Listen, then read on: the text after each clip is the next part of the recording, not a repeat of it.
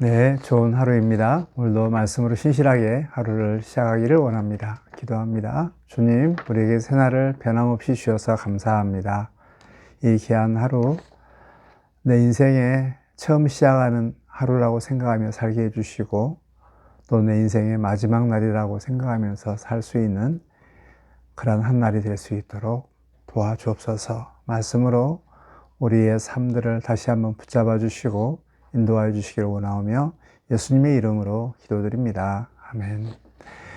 오늘 읽을 하나님의 말씀은 마태복음 24장부터 25장까지 말씀입니다. 24장은 종말, 마지막 때가 어떤 때인가, 마지막 때라는 것을 알 수 있는 그런 이 징조가 무엇인가에 대한 내용이 나와 있고요. 25장은 이러한 이 마지막 때에 제자들은 어떻게 살아야 되는가, 어떻게 준비해야 되는가, 세 가지 비유를 통해서 우리 주님께서 말씀해 주고 있습니다. 종말이라 하면 예수님의 초림과 재림 사이의 그 사이를 종말이라고 부릅니다. 세상의 끝에 살고 있는, 종말에 살고 있다. 이것은 정확하게 예수님의 초림과 재림 사이에 산다는 사실들을 늘 기억하면서 우리는 항상 이 예수님의 초림과 재림, 언제 오실지 모르는 재림 사이에 살고 있는 우리들이기 때문에 종말의 시대에 살아가야 하는 이런 자세들, 준비하는 자세들은 너무나도 중요하기 때문에 24장, 25장은 우리가 잘 읽고 또 항상 머릿속에 염두에 두면서 항상 살아야 되겠습니다. 이 종말의 징조에 대한 이 강화는 제자들이 언제 이 성전이 무너지고 또 이런 재난들이 오겠습니까? 라고 질문했을 때 우리 주님께서 이제 마지막 때에 대한 징조에 대해서 쭉 24장에서 말씀하는데 마지막 때는 우리 성부 하나님만 이렇게 알고 있다. 천사도 모르고 심지어 예수님도 모른다.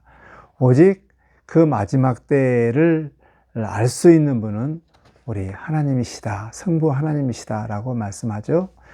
그러나 이 마지막 때가 올 수 있는 이런 징조들이 있다. 무화과나무 비유를 통해서 무화과나무가 가지가 연해지고 잎이 나면 여름이 가까울 때가 된다 라는 것처럼 우리 주님의 오실 이 때에 어떤 그 증상들이 있다는 거예요.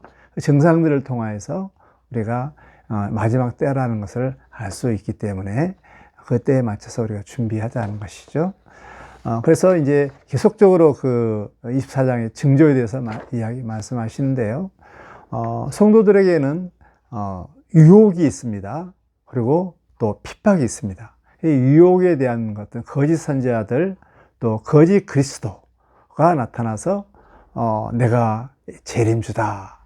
또 거짓 선지자들이 나와서 이렇게 유혹을 한다 이거죠. 유혹에 넘어가지 말라라는 것이죠. 또 예수 믿는 것 때문에 핍박이 굉장히 많아서 온 세계 미움의 대상이다 라고 이렇게 성도들에게는 이런 것이 있다고 합니다. 또 이 자연적으로는 굉장히 많은 이런 재난들이 일어나게 되죠. 특히 이제 하늘의 권능이 무너지고, 그래서 해가 빛을 잃고 달이 이 빛을 내지 못하고, 또 별들이 떨어지고, 이런 이 우주 질서가 권능이 무너지는 이런 것뿐만 아니라 정말 또 국제적으로 민족과 민족끼리 이렇게 전쟁이 나는 이런 큰 세계 대전의 이런 증상들이 나타나고, 참 그런데 가장 그 큰 재난은 가증한 것들이 거루한 곳에 있을 때, 다니엘 선지자가 했을 때, 그때는 정말 위험할 때다. 이 위험할 때는 절대 지붕에 있는 사람은 내려오지도 말고, 또 산에 있는 사람 아예 이 있는 곳으로 가까이 오지 하지 말라라고 이렇게 하면서 이 가증한 것이 거룩한 성전에 있을 때에 대한 이게 굉장히 큰 재난이라고 그렇습니다. 또 이제 또 알 수 있는 것 중에 하나가 마지막 때는 언제냐면 이 천국 복음이 모든 민족에게 전해질 때 그때 비로소 끝이 온다라고 말씀하고 있습니다. 이 복음이 지역적으로 전하는 것이 아니라 그 민족들, 그래서 요즘 미전도 종족이라고 그러죠. 미전도 종족. 지금 계속적으로 미전도 종족이 다 모든 사람 종족들이 다 복음이 전했을 때 우리 주님이 오신다. 미전도 종족 전도의 수에 따라서 또 예수님이 오심 이때를 알 수 있다라는 것이죠. 그래서 이제 24장에 보면 이러기 때문에 두 가지를 이렇게 이야기하죠. 끝까지 인내해라. 그리고 늘 깨어 있어라. 라고 이렇게 간접적으로 말씀하고 있습니다. 이러한 마지막 때에 이제 25장에서는 어떻게 준비를 해야 되는가에 대해서 세 가지 비유를 통해서 말씀하죠. 첫째 비유는 등불 혼인잔치 비유. 등불은 다섯 그 지혜로운 여인과 또 미련한 여인에 대한 신랑 비유를 통해서 말씀하죠. 이 핵심은 늘 깨어 있으라 라는 거예요. 왜냐하면 신랑 대신 예수님이 언제 오실지 모르기 때문에 늘 깨어 있으라는 것입니다. 참 늘 종말이라는 의식들을 늘 생각하면서 살아 이거예요. 종말을 의식하면서 늘 살아간 거예요. 우리는 너무나도 언제나 이렇게 천년만년 살 것처럼 예수님이 언제 오실지 모르는 것처럼 그냥 이렇게 긴장 풀어놓고 이렇게 늘 사는데요. 항상 종말, 언제든지 끝날 수 있다라는 사실들을 생각하면서 깨어 있으라는 거예요. 종말에 대한 의식들이 늘 깨어 있으라라는 것입니다.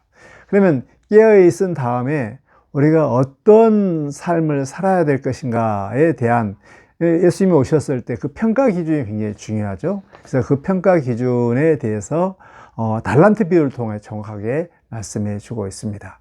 그 평가 기준은 무엇을 많이 남겼느냐라는 것보다 얼마만큼 마음의 중심이 딱 잡혀 있느냐라는 것입니다. 정말 그 마음의 중심, 5달란트, 2달란트, 1달란트 비유를 통하여서 5달란트나 2달란트 모두 다 남는 것에 대해서 이렇게 너 5개 남겼구나, 너 2개 남겼구나 이게 아니고 지극히 작은 일에 착하고 충성된 종아, 충성에 대해서 칭찬을 하게 되는 것이죠. 그래서 예수님께서 다시 오셨을 때 그 평가 기준이 뭐냐면 양적인 많은 것을 남겼느냐, 뭐 대단한 일을 했느냐, 그게 아니고 얼마만큼 마음의 중심을 가지고 살았느냐라는 것입니다. 자, 예수님이 이제 마지막 날 오실 것을 늘 의식하면서 삽니다. 늘 종말을 의식하면서 살 때 그 마음 가운데 항상 마음의 중심이 항상 중심이 있어야 돼요. 중심. 그렇다면 이 마음의 이 중심을 무엇으로 중심을 잡아야 할 것인가, 이것이 굉장히 중요한데요. 그것은 양과 염소의 비유를 통하여서 정확하게 우리에게 알려줍니다. 양과 비유의 핵심은 바로 무엇인가? 그것은 사랑입니다. 그 얼마만큼 마음의 중심을 가지고 사랑을 했느냐, 그렇잖아요. 사랑의 구체적인 내용들에 대해서 이야기합니다. 그래서 배고픈 자들에게 먹을 것을 주었고, 헐벗은 자에게 입을 것을 줬고, 또 갇힌 자에게 또 이렇게 찾아갔고, 근데 그 대상이 지극히 작은 자들에 대한 것입니다. 지극히 작은 자들에 대해서 배고픈 자들에게 먹을 것을 주고, 또 헐벗을 때 입을 것을 줬고, 갇혔을 때 찾아가는 이것이 곧 사랑이죠. 정말 지극히 작은 자라는 것은 더 이상 이렇게 선행을 베풀었을 때 보답을 받을 수 없는 그냥 사랑 그 자체가 목적이 되는 이런 대상자들이죠. 그래서 지극히 작은 자에게 한 것이 곧 내게 한 것이다 라고 한 것인데, 그 핵심은 바로 사랑입니다. 양들은 이렇게 사랑을 중심적으로 했기 때문에 이분들은 바로 사랑의 나라인 천국으로 이렇게 가게 되는 것이죠. 반대로 염소는 사랑을 베풀지 않았습니다.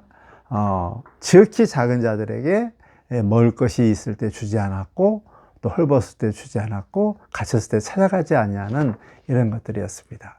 굉장히 중요한 것은 지극히 작은 자가 곧 예수님에게 한 것이 곧 예수님이 한 것이라는 것이죠. 결국 핵심은 사랑입니다. 그래서 이 종말 시대에 우리가 살아가야 할 아주 중요한 이 자세는 항상 깨어 있어야 된다. 항상 깨어 있어야 된다. 종말을 늘 의식하면서 살아야 된다. 천년만년 살 것처럼 해서는 안 된다. 그래서 우리는 늘 그 사실을 잊어버리죠. 그래서 깨어 있도록 의식하도록 하기 위해서 어떤 분은 잠자리에 이렇게 해골바가지를 늘 보면서 나도 저렇게 언제나 죽게 되고 또 우리 주님이 오실 때가 될 때다 하면서 생각하면서 사는 것이죠. 그래서 유대인들의 그러한 그 유명한 그 격언, 오늘 하루가 내 인생의 처음 시작하는 하루라고 생각하며 살아라. 또 내 인생이 이제 마지막 날이라고 생각하면서 살아라. 라고 했을 때 우리는 늘 깨어 있으면서 이 기회를 최대한 활용하면서 사는 것이죠. 그리고 나서 우리가 항상 마음의 중심, 정말 충성스럽게 마음의 신실한, 충성된 이런 마음들을 가지는 삶의 태도가 너무나도 중요하고요. 그 중심을 바쳐서 해야 할 것이 바로 무엇인가? 그것은 사랑입니다. 사랑은 주는 것입니다. 거래가 아닙니다. 거래라는 것은 주고 어떤 것을 받을 것을 생각하면서 주는 것이죠. 이건 거래죠. 거래는 사랑이 아닙니다. 사랑은 거래가 없는 무거래 상태에서 그냥 아낌없이 내 것을 주는 것입니다.